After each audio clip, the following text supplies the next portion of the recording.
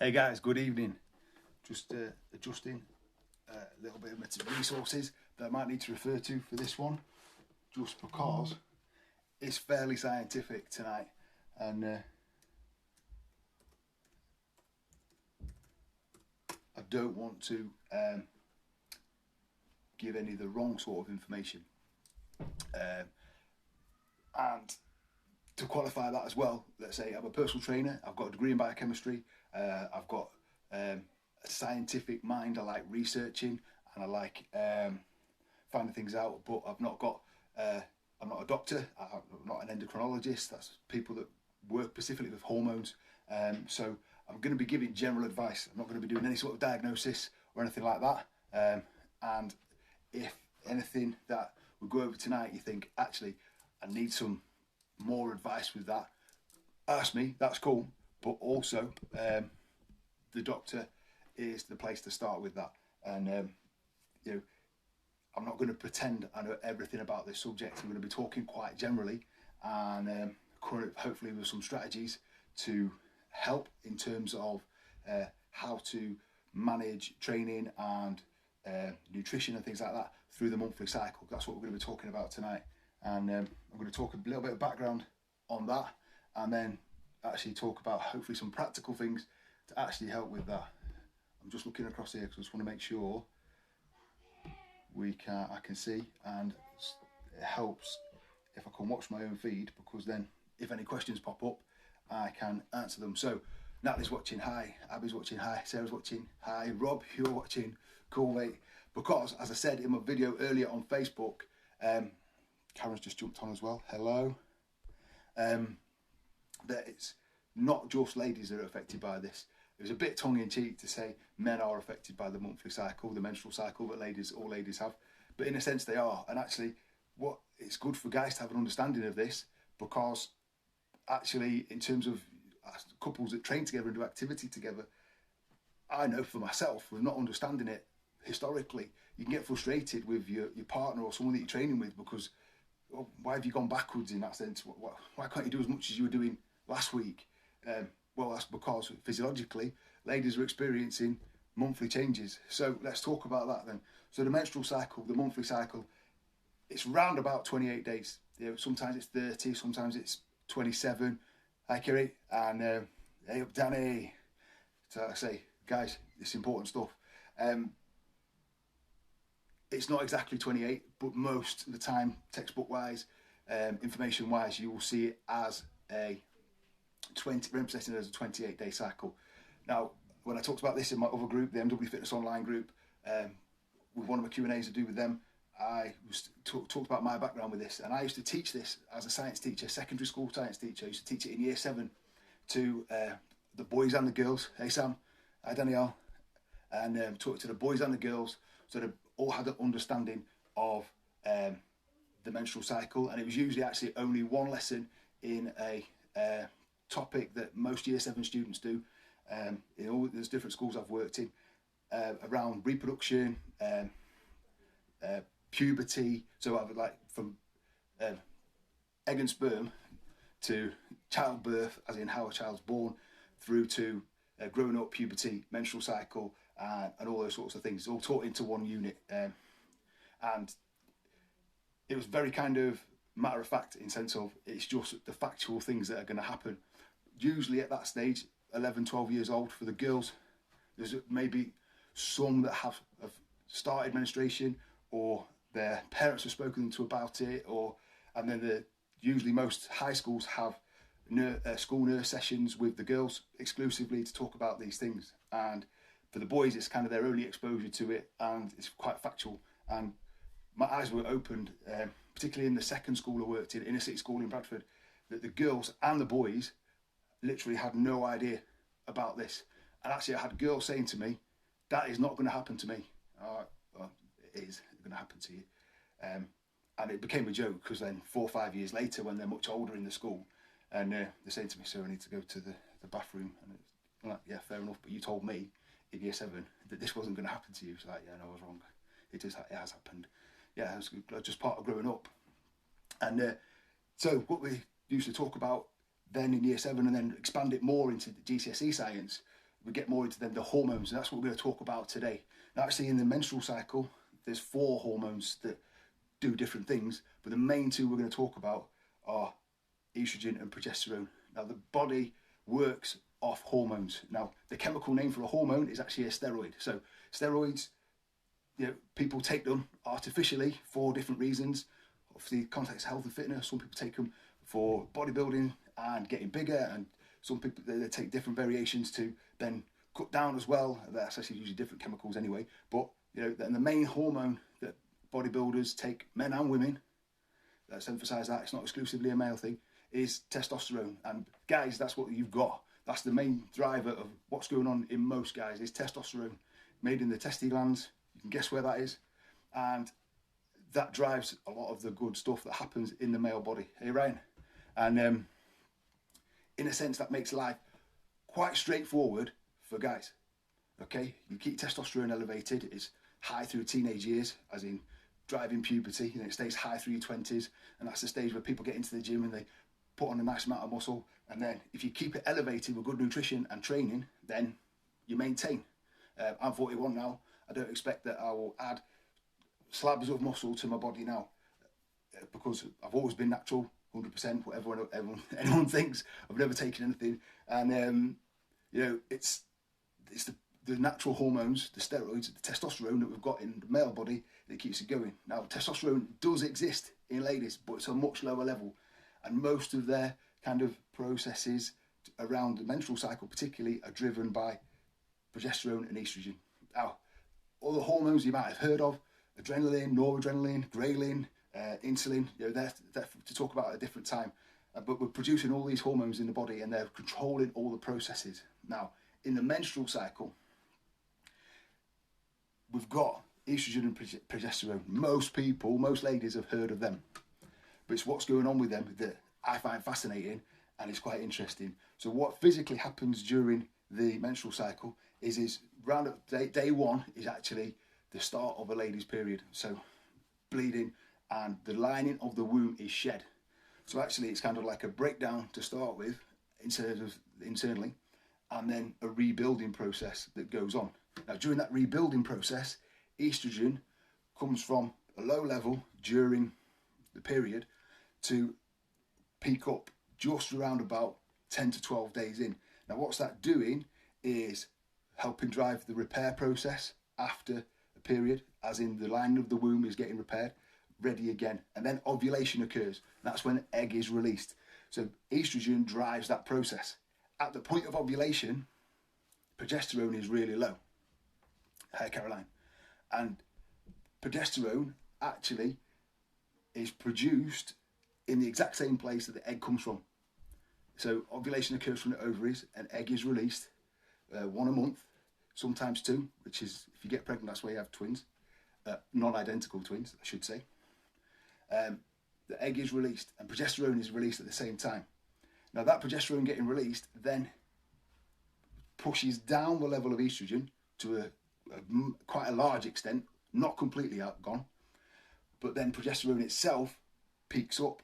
And what that progesterone does is promotes the thickening of the lining of the womb, and basically that is a preparation for, if that egg is fertilized, then it will be implanted into the fresh, brand new womb that's just been made in the last 20 odd days since the period around about day 1, 2, 3, 4. So that's what's happening physically.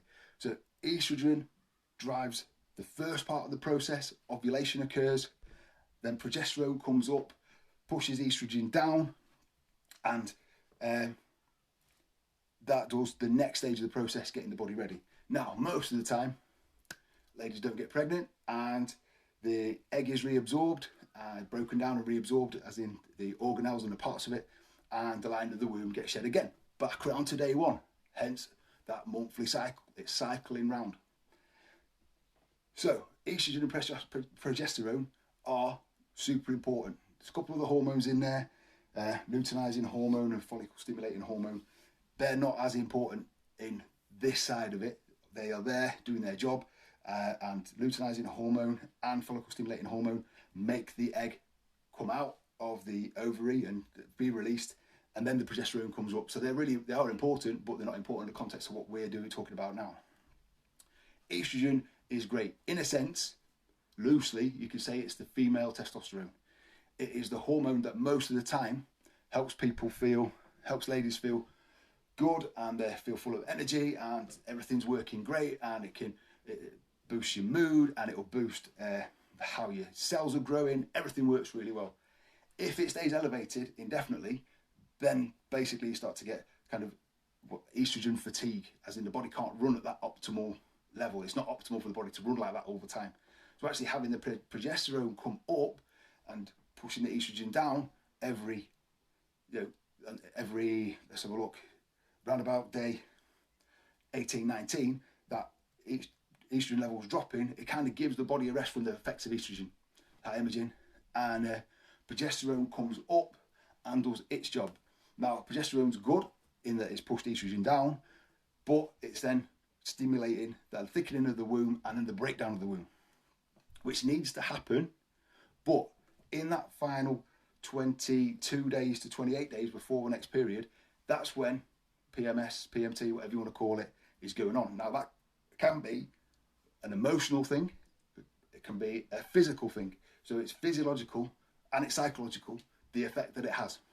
And I think culturally, because of how we are generally as people, we kind of accept that it's going to happen, so we're just going to get on with it. This is where we run into problems. Now, that's cool, and I'm 100% certain, obviously I'm not a lady, 100% certain you don't want to be easing off life. You can't drop your responsibilities, you can't stop working, but things I know from experience of being married and other relationships, having a mum, all those sorts of things, that that period of time leading up to menstruation, the actual bleeding part of the period, might be a bit more difficult. Emotions are heightened, energy is down, feel a bit rubbish, all those sorts of things.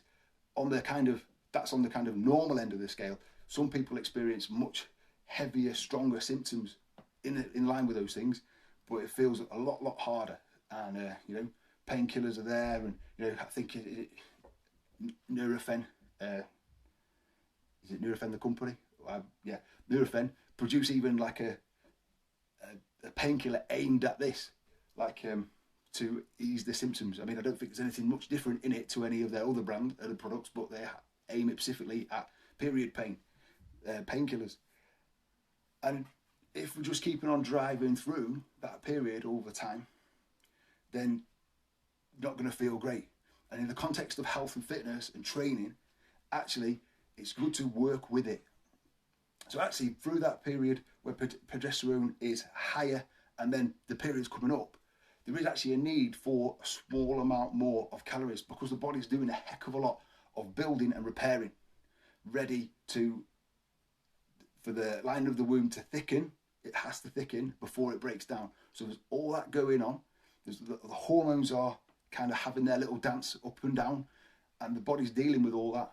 So on top of that, if we then throw in the stress of training, and we throw in the stress of a hard calorie deficit, then we're going to put extra stress on the body. Now, another hormone is called cortisol, and we can easily overstate the effect of cortisol, but at the same time we have to kind of acknowledge that stress can come from external sources, as in life stress, work stress, all those different sorts of things. It can also come from internal sources. So when we train, we're actually causing a stress on the body. Cortisol raises, it needs to raise to bring us back down and help us recover. If we don't bring it back down, if cortisol stays elevated and we don't level that off again, then the body's in a stress state.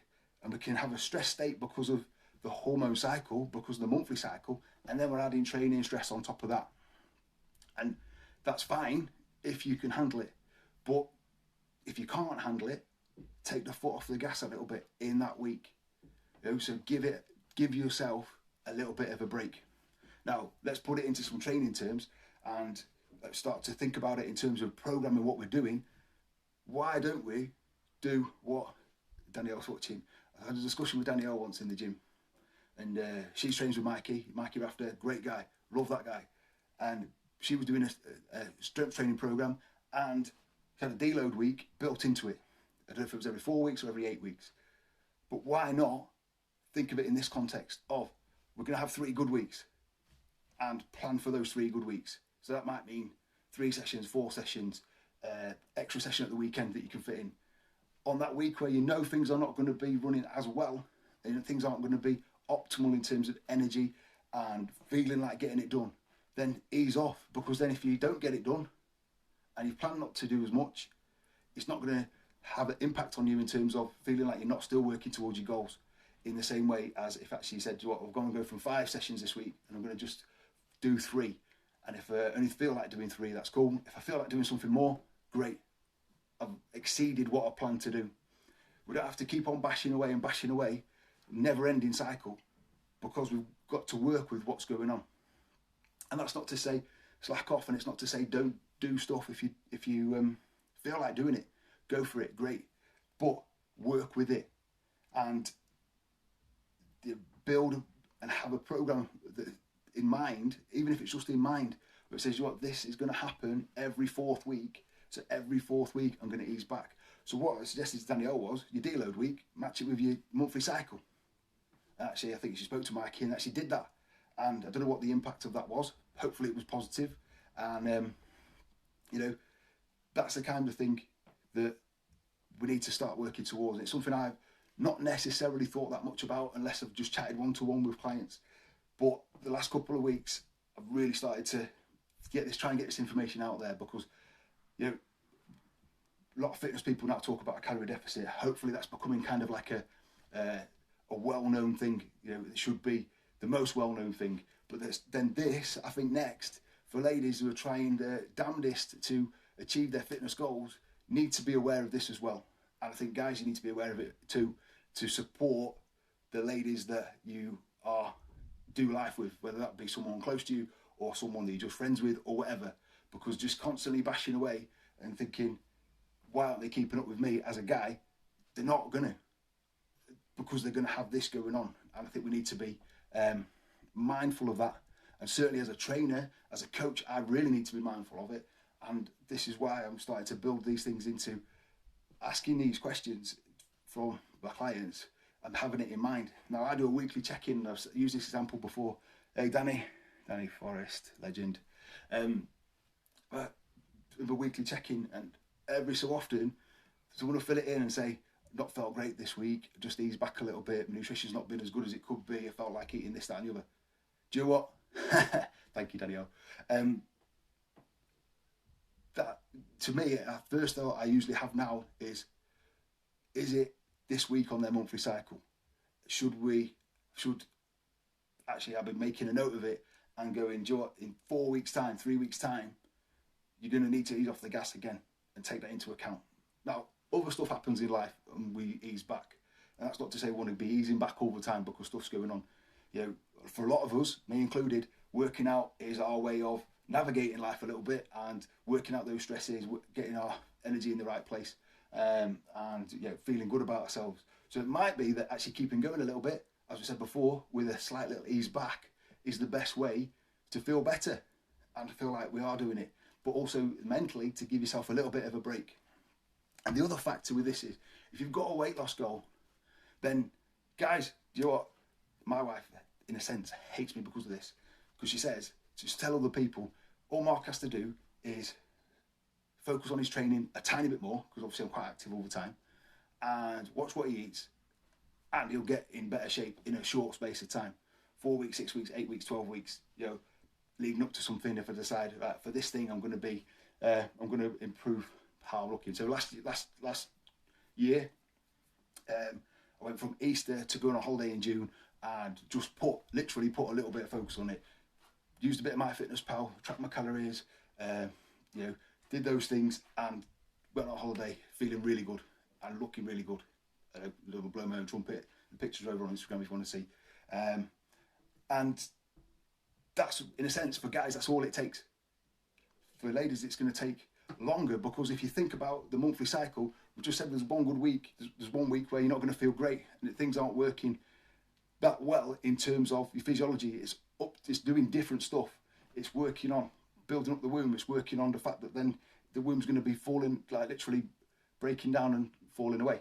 So in that time, the body can't really do the other physiological processes you want it to do, which is utilizing fat as fuel. So that means you've got 20, 21 days a month where that's going on. So realistically, if we take a guy and he's losing £6, £8 in a month, then for ladies,